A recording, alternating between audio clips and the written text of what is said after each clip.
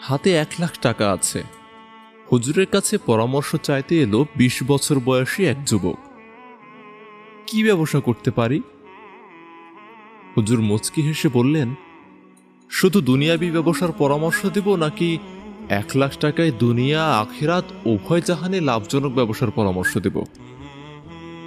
মাত্র 1,00,000 টাকায় উভয় জাহানে ব্যবসা করতে পারবো? অবশ্যই পারবে। তাহলে শোনো, 50,000 টাকা ব্যয় করে দেখে শুনে একটা বিয়ে করে ফেলো।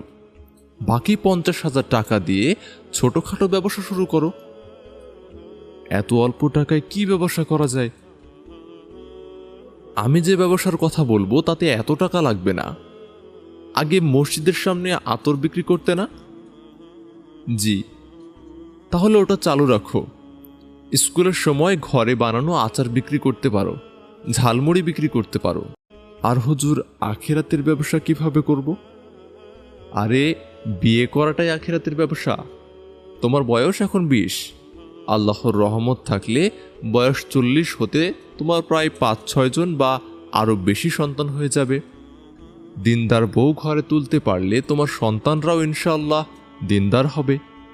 40 বছর বয়সেই তুমি দুনিয়া ও আখিরাত উভয় জাহানে ব্যবসায় বিরাট শিল্পপতি বনে যাবে।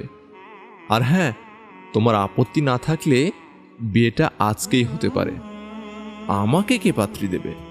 পাত্রী প্রস্তুত আছে। রিক্সা চালক আব্দুর রশিদ ভাইকে চেনো? চিনি।